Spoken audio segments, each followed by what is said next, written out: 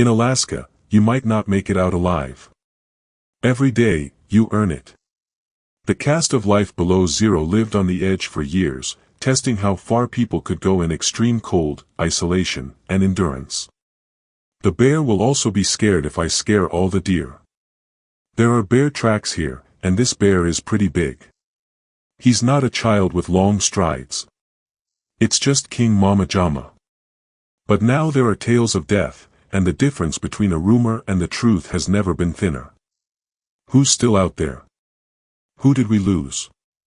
What really happened when the cameras were not there? Before they started to doubt everything else. Life Below Zero stood out as being very different. We might begin to understand why that heritage still hurts so much today if we think about it. What living below zero has taught us. Alaska doesn't let mistakes happen because of the way things are. The land wants you to respect it, and the weather doesn't care who you are. Life Below Zero has been taking people into that harsh, remote world since 2013. It is far from comfort and the modern world.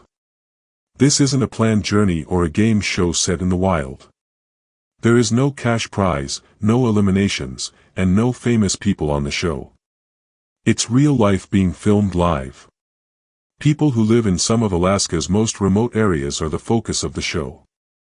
Not for fun or fame, but because that's the hand they were given. It is cold, and it's even more dangerous. You are thrown right into the harsh heart of the Alaskan wild in every episode. Rivers that are frozen over go for miles. Storms come out of nowhere and tear across the land. There is always snow, and the sky is so big that it feels like you could breathe.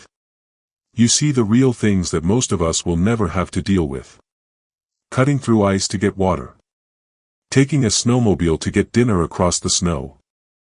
As the blizzard gets worse, a roof is being fixed. No one is coming to help. There are no second chances here. You fix things that break. That's it, you either figure it out or you freeze. Life Below Zero is different, though, and it's not just about living. It's how strong it is without being loud. Don't make a big deal out of it. If you can't get home, a broken snowshoe can be just as exciting as meeting a bear.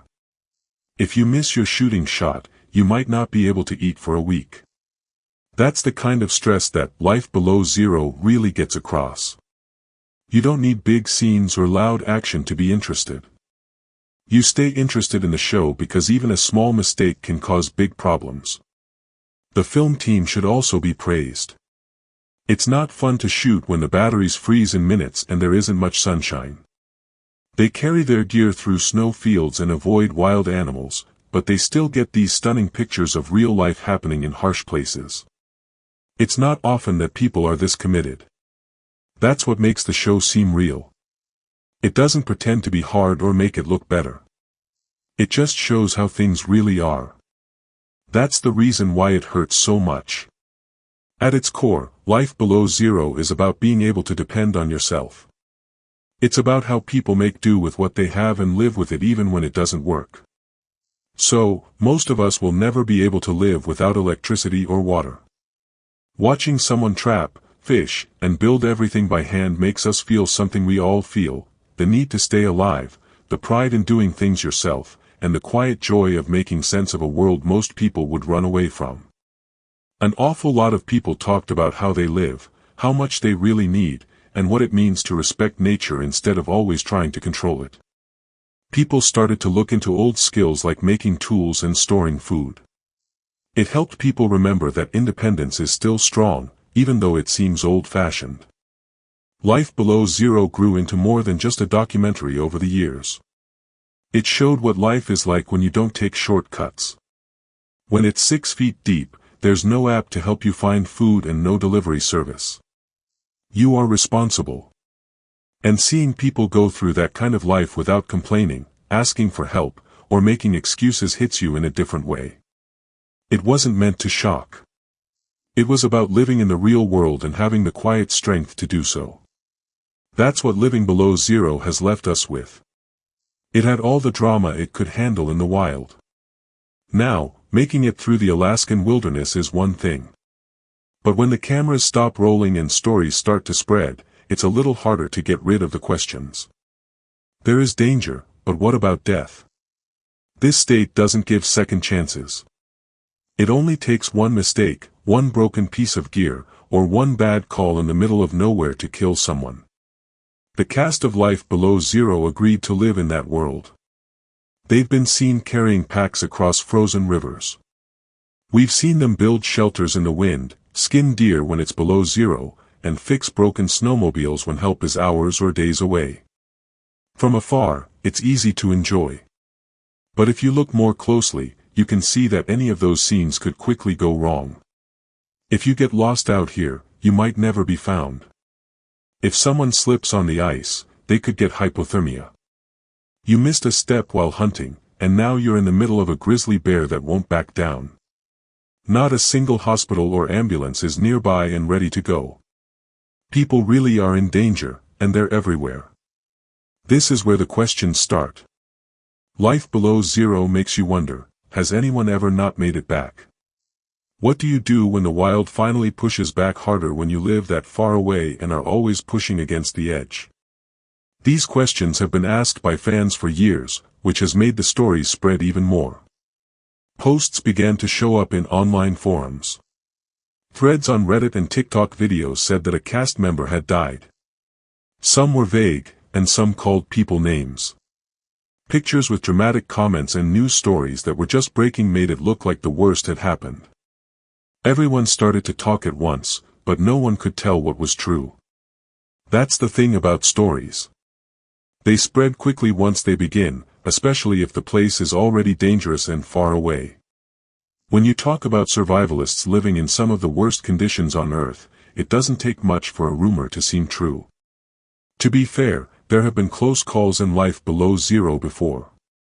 There have been crashes, injuries, and times when things looked very bad. People have seen machines break down in the middle of winter storms. They've seen figures limp back to camp or talk about how close they came to not making it. That's why it doesn't seem crazy when a rumor spreads that someone died.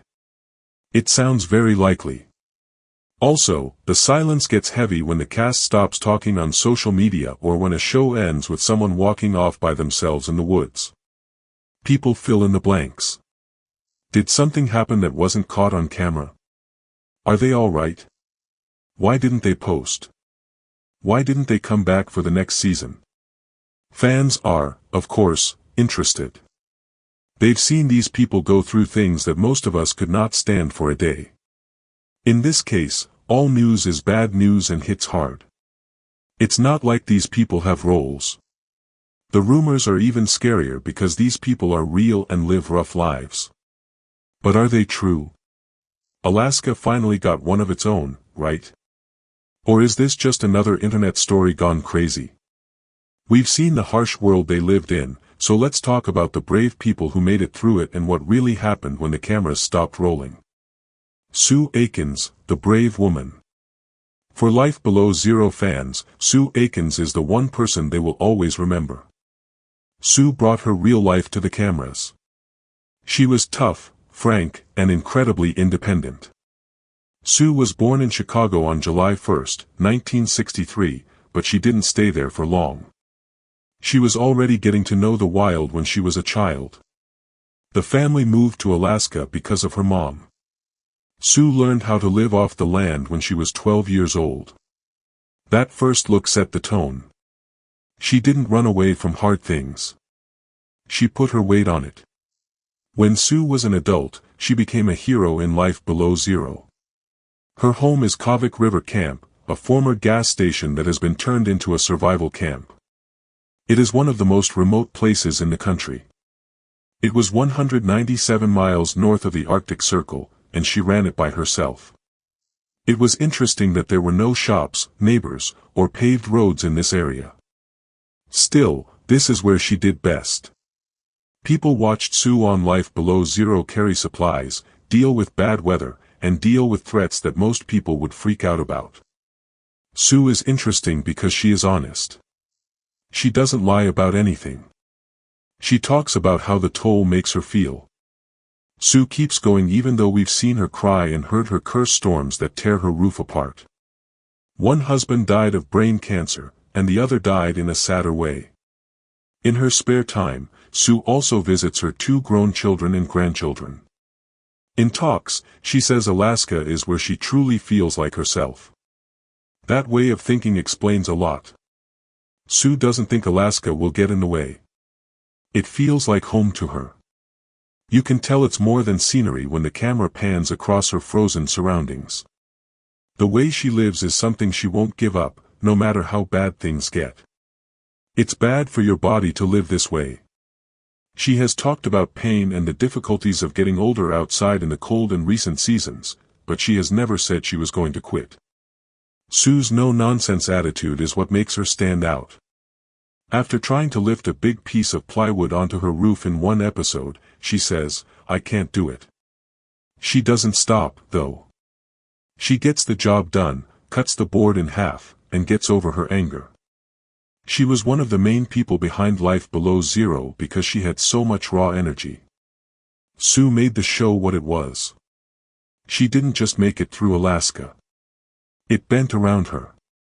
By doing this, she let people see a rare, real, and unforgettable kind of life.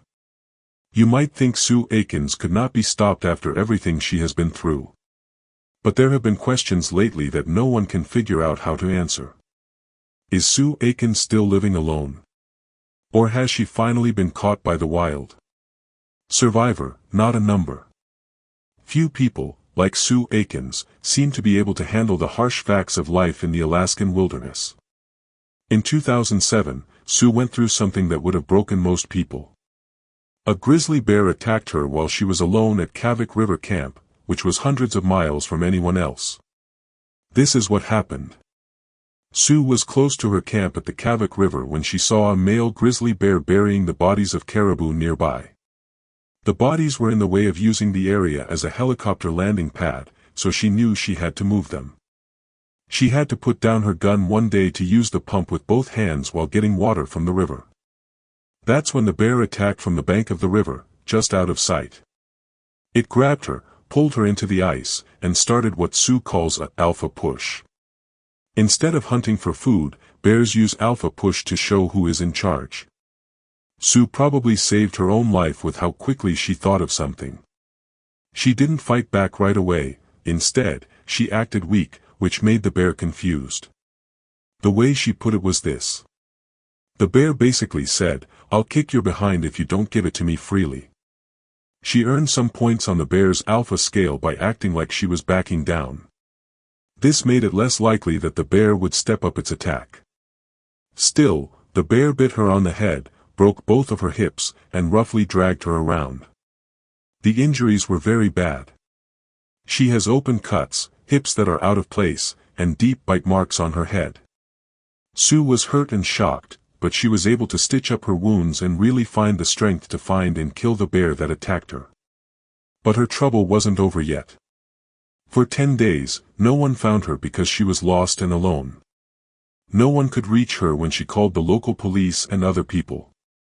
She fought to stay alive in the freezing Alaskan wilderness for 10 days, even though she was hurt. When help finally got there, she was flown to a hospital, where doctors fixed her injuries and put her hips back in place. Sue says she can still feel the teeth marks on her head from when the bear bit her. After that attack, you might think someone would want to leave the wild, but Sue didn't want to leave. She's really tough. She went right back to her remote camp and still lives there, running the Kavik River Camp and making guests feel welcome. But then, in 2023, online reports started going around that Sue had stopped living. It's never clear what starts those rumors, but they're not true at all. Sue has been the target of several death scams over the years, but she is still alive and well in 2025. She tells her fans that she's still out there, strong, and independent, by posting about her life on social media all the time. Even though she is 62 years old, she still has the tough determination that made her a fan favorite on Life Below Zero. Some people are very independent, like Sue. The Hailstones, on the other hand, show us a different side of Alaskan life, people with strong family ties and a strong will see life below zero in very different ways. Life for Chip and Agnes Hailstone south of the Arctic Circle. When winter comes, the sun barely makes it above the horizon, and the cold is worse there than anywhere else. Chip and Agnes Hailstone have made their life tough and rooted. They have lived near Norvik along the Kobak River, just north of the Arctic Circle, for many generations. Their story is about family, culture, and keeping customs alive, not just surviving. Let's begin with Chip. Edward Fee Hailstone was born in Kalispell, Montana. In 1988, when he was 19, he moved to Alaska. What was supposed to be a short trip turned into a promise to stay together forever. The vast, wild beauty of Alaska drew him in, and he couldn't go back. He met Agnes there. She was raised by the Inupiaq people and knew a lot about the land and its customs. They raised a family and lived a life that combines old traditions with the needs of daily life in the Arctic. 2 sons, Douglas and John, are from Agnes's first marriage. They have 7 children together: Kutan, Tinmac, Eric Tuck, Caroline, Mary, and other children.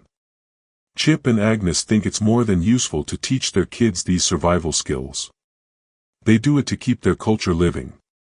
As they watch their children learn how to trap, cook, and adapt to changing seasons, they leave behind a story that goes beyond just survival. Life below zero gave them a unique look into their world. As Chip and Agnes checked the traps in the cold and cooked food by the fire, it was a mix of hard work, close calls, and quiet beauty. They have to live this way because it's what they choose to do. It helps them remember who they are and where they come from. Life here isn't always easy, of course. Chip has had a rough road. Chip got into a lot of trouble in 2017 when he was found guilty of lying to Alaska state troopers during an investigation. He spent about 15 months in prison in the end. But after he got out of jail in 2018, Chip went back to his defining work, while Agnes kept the family stable while they dealt with uncertainty together. Agnes' chin tattoo, which is a sign of her Inupiaq heritage that she got when she was young, is one of the things that makes her stand out. It's not just for looks. It shows that she is mature, works hard, and is proud of her culture. They have that tattoo because they deeply respect the practices that guide their lives and know how important it is to pass those values on to their children. Chip and Agnes are still living their life in Norvik, where they love being close to family and the land. They are still connected to the natural rhythms, the lessons their elders taught them, and the unspoken bond that comes from living close to the earth, even though the world around them is changing. Next, let's talk about a man whose life has been full of surprises and who has a deep connection to nature. Jesse Holmes. Jesse moved to Alaska to follow a dream that not many people are brave enough to do. He was born in a small town in Alabama. When Jesse moved to the small town of Nana, he accepted a way of life that was very different from what he was used to. He wasn't just getting by in the wilds of Alaska. He was going through it. Taking care of more than 40 sled dogs and making a home for himself in one of the harshest places on Earth. On Life Below Zero, Jesse's story has been told in a way that shows his grit, quiet strength, and deep link to the land. He spends his days training dogs, building shelters, and battling the harsh winter weather. Because he has faced problems head-on and stayed calm, he is one of the most respected and loved characters on the show. There was a time when everything was put to the test. Early in 2022, Jesse was helping to clean up after a big storm in Golovin when he had a major accident. A big piece of debris hit him and broke his ribs, wrist, and other parts of his body. We almost lost Jesse, but his energy stayed strong even in the hospital. He was thankful for all the help he was getting from Alaska's close-knit community and focused on getting better. Jesse's health wasn't just getting better. It was about getting stronger. He threw himself into training and getting better with a determination that showed all the things that fans like about him. He always had a strong bond with his dogs. He made an amazing comeback thanks to this bond and his never-ending drive. Jesse Holmes made history in 2025. And he won the Iditarod Trail Sled Dog Race, which was a tough 128-meter trip through Alaska's frozen weather. Because there isn't much snow, this is the longest race. That put Jesse at the top of the list of the best mushers in the world with a time of just over 10 days. He crossed the finish line in Nome with his team, which included the dogs Hercules and Polar. Fans and other racers cheered for him. This is more of a story about a man named Jesse who followed his love into the wild, almost died, and then came back to reach the top of his sport. His journey on life below zero shows us what it means to be strong and how a musher and his dogs have a strong bond that can't be broken. Life below zero stars don't always have to be in front of the cameras. Their lives go on, and sometimes they change in ways you wouldn't expect. Different paths, one in Alaska's wilds. Some names from Life Below Zero come to mind right away when you think of Alaska's rough wilderness. Some of them are Andy Bassick, Denise Becker, and Glenn Villeneuve. They have all made their own routes and shown us different sides of life off the grid. Let's start with Andy Bassick. He has become a symbol of how to stay alive on the Yukon River. Many people have seen Andy Bassick on Life Below Zero over and over again. Andy lives on the banks of the Yukon River near Eagle, Alaska. The land and the dogs he takes care of are very important to him. He's still going strong at age 67. Andy and his partner Denise Becker continue to live the life that fans have come to admire. They take care of a farm that needs constant attention, hunt, build, and raise a pack of 25 sled dogs. His resourcefulness and straightforwardness have made him a star on the show, showing what it takes to do well in a place where nature rules. After his split from Kate Rohr, he moved in with Denise and they became close. Their relationship added a new dimension to his story, focusing on themes of friendship and shared survival in the harsh Alaskan environment. Also, Andy Bassick had a dangerous health scare in 2018 that changed his whole life. So he could get a snow machine out of deep snow, he hurt his hip badly. He almost died because the wound got infected and spread to his bone and muscle. Andy had to be flown all the way to Florida to get medical care because there isn't much medical help out in the wilderness. Denise Becker, who is his wife and also a trauma nurse, helped him get better for about 6 months. When he finally got back to Alaska, no one had been there for months at his farm. Andy worked hard to fix up his house and take care of his sled dogs even though he was on crutches. Even though Andy is a tough guy, what he went through taught him a lot about how dangerous life can be in the Alaskan wilderness. It also made him think about what he wanted out of life and how fast he could keep going. When we talk about Denise Becker, her journey has quietly shaped a lot of Andy's life away from the outside world. By being with Andy, Denise Becker came into the public eye. Even though Denise quit the show because of her health, she is still an important part of Andy's story. It's not easy to decide to live in a place that is so far away and harsh. But Denise jumped right in and helped take care of the dogs, keep track of goods, and get through the harsh Alaskan winters every day. She is quiet but strong, and she is dedicated. This is the kind of partnership that can make or break a forest life. Even when she's not on camera, her commitment to this way of life has never wavered. Another person is Glenn Villeneuve. His story changed after he lived alone for years. Glenn brought a special energy to Life Below Zero because he lived alone and had a strong connection to the land. After season 11, Glenn started a new journey because he didn't agree with the show's artistic direction. He now lives in Fairbanks with Tricia, his partner, and their 3 kids. This man's change from living alone on a farm to living with his family in town shows how life off the grid can change. It also reminds us that even the most independent people change over time. Living off the land isn't the only way to survive, as Glenn's story shows.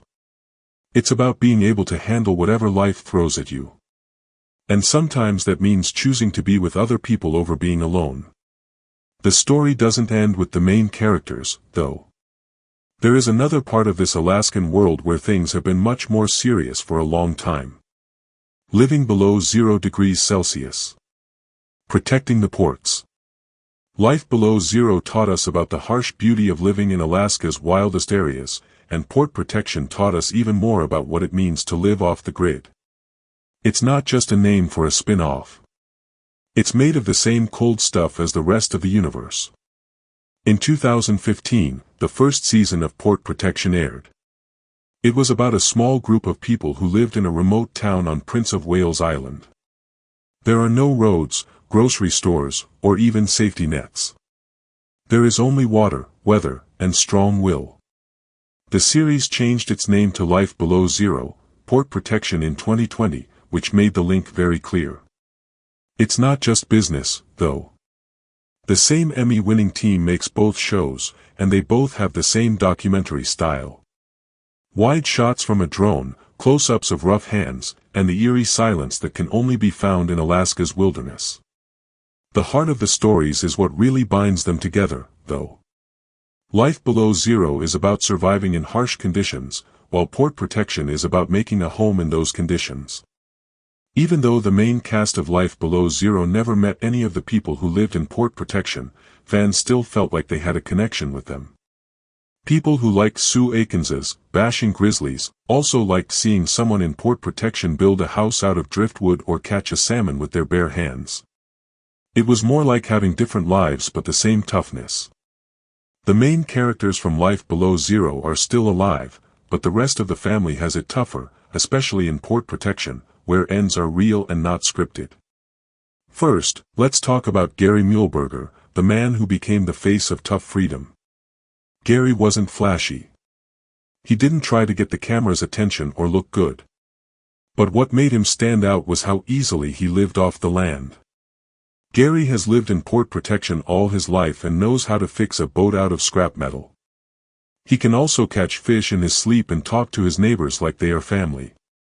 He didn't play, you could tell as soon as he walked on screen. He lived for it. In March 2021, bad things happened. When the fire in Gary's house went out, first rescuers found body parts inside. It was proven that Gary had died in the fire. He was 75 years old. For the viewers, it was personal. Fans wrote a lot of memories and condolences in the comment parts. People from all over the world shared a tribute to him online, calling him a legend. They were sad about the death of a man they had never met but felt like they knew. Because Gary wasn't just a character, he was the main person who kept the port safe.